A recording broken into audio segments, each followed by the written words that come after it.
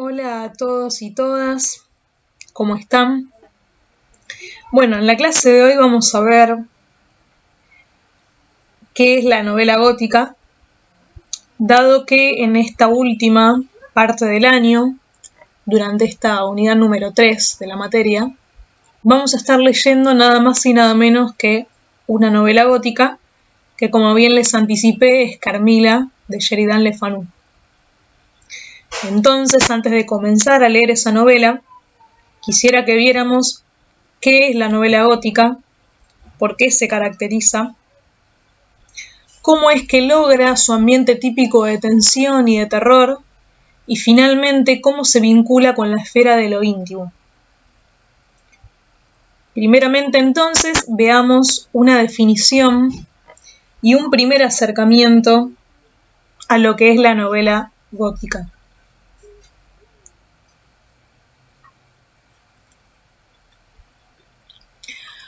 Como bien dice la diapositiva, la novela gótica surgió en el siglo XVIII como contraparte del culto a la razón cultivado durante la Ilustración. Bueno, paremos acá. ¿Recuerdan que cuando hablamos de Shakespeare y de su contexto de escritura, el contexto en el que él escribió Noche de Reyes, dijimos que él escribió durante la Edad Moderna, y durante la Edad Moderna lo que se priorizó fue la razón por sobre los sentimientos, por sobre las sensaciones, porque el hombre se desprendió de la religión y de Dios y empezó a, digamos, a poner más énfasis en lo racional, en lo explicable. Bueno, no sé si se acuerdan de esto, que era algo típico de la Edad Moderna. Bueno, esto que se menciona acá, que es la Ilustración, fue uno de los fenómenos, digamos, uno de los movimientos culturales típicos de la Edad Moderna, y a ese movimiento se opone la novela gótica, que surge tiempo después, ya no en la Edad Moderna, sino en la contemporánea. La novela gótica entonces surge como una oposición de ese culto a la razón típico de la Ilustración y de la Edad Moderna.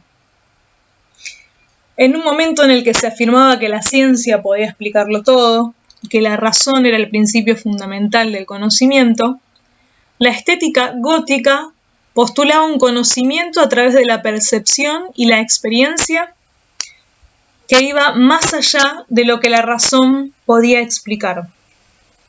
Entonces, en este nuevo periodo en el que surge la novela gótica, que como ya veremos más adelante es la edad contemporánea, el hombre ya no va a estar tan pendiente de lo racional, el hombre y los artistas, sino que van a poner su atención en las experiencias, en las sensaciones y en los sentimientos que van a ser representados e ilustrados en la narrativa gótica. Continuemos con lo que dice la diapositiva. Así, la novela gótica significó un antecedente fundamental del género fantástico. Al hacer irrumpir en escena lo sobrenatural, lo extraño, aquello que no se corresponde con las leyes del orden racional. De esta forma, entonces, como oposición a lo racional, surge la novela gótica, que es, como dice la diapositiva, un antecedente, digamos, del género fantástico, podría considerarse un subgénero dentro del género fantástico, que representa lo sobrenatural, o sea, lo que no es natural, normal, explicable, y lo extraño, inexplicable. En la novela gótica, el protagonista ingresa en un universo donde cada cosa, cada personaje, cada situación parecen esconder algo.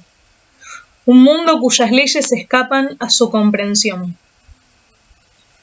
La tensión entre lo posible y lo imposible, entre la realidad y la irrealidad, es un eje que atraviesa toda la narrativa gótica.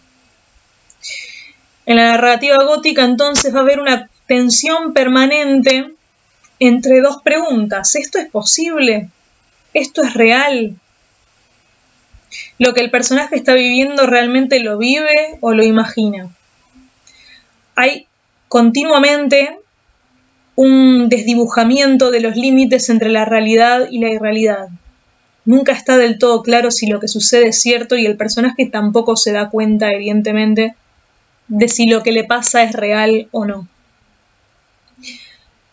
Demos algunos ejemplos de obras góticas clásicas que seguro si no leyeron, al menos alguna vez escucharon o vieron sus adaptaciones en películas, que son Frankenstein, de Mary Shelley, El fantasma de la ópera, de Gaston Leroux, y Drácula, de Bram Stoker, obra de la cual vamos a leer algunos fragmentos en esta clase y durante la próxima semana.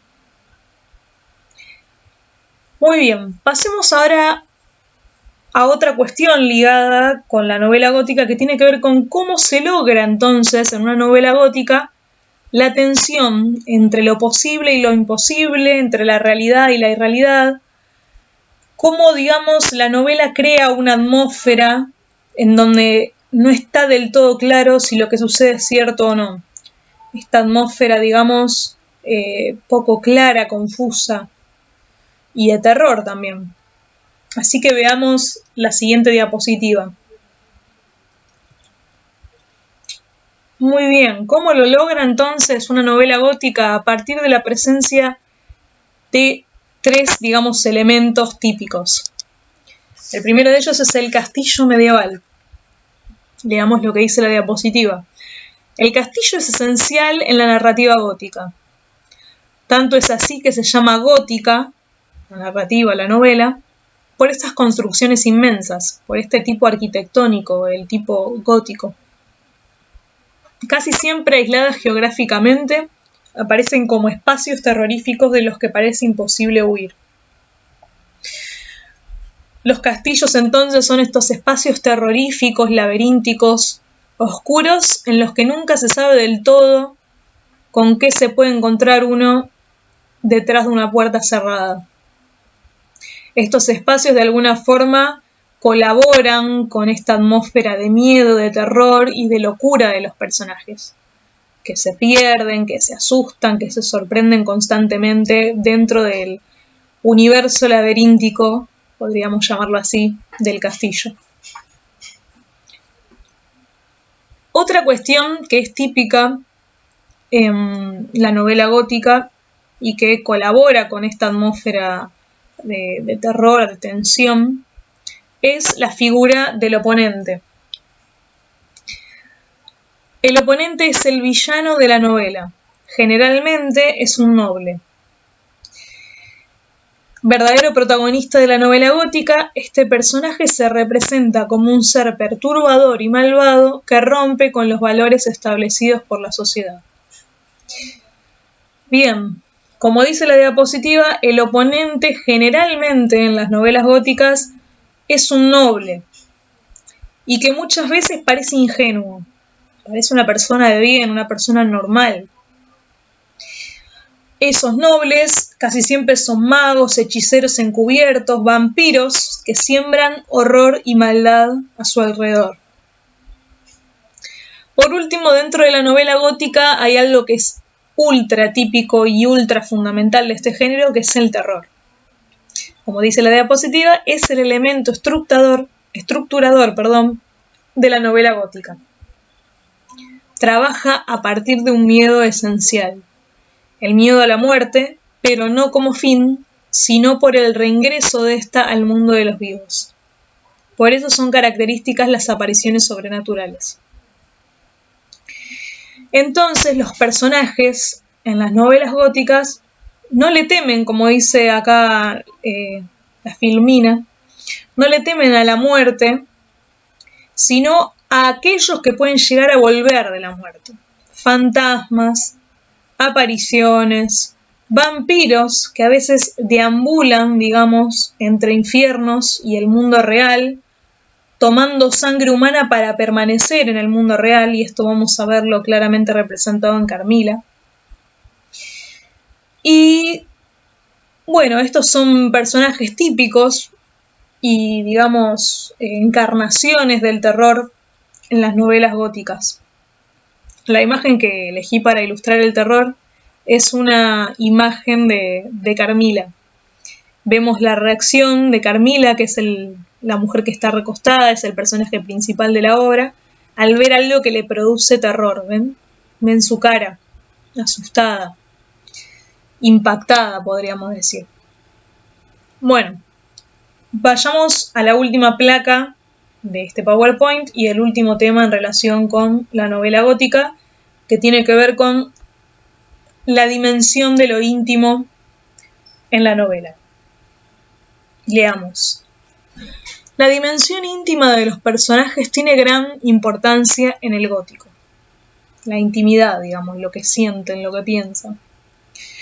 La irrupción de lo extraño o inexplicable coloca a los personajes en una permanente lucha interna. La duda sobre la realidad de lo visto o vivido. Los personajes se preguntan, ¿esto es posible? ¿Esto es real? ¿Esto verdaderamente pasó? ¿Sucedió o fue una pesadilla? La tensión de la razón. Los personajes empiezan a preguntarse si se volvieron locos, empiezan a cuestionar su cordura, que parece volverse, como dice la diapositiva, sin razón frente a lo extraño. ¿Me estaré volviendo loco?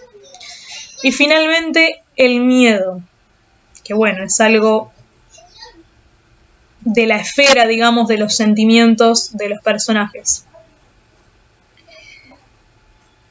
Por otra parte, es por eso que es frecuente en las narraciones de tipo góticas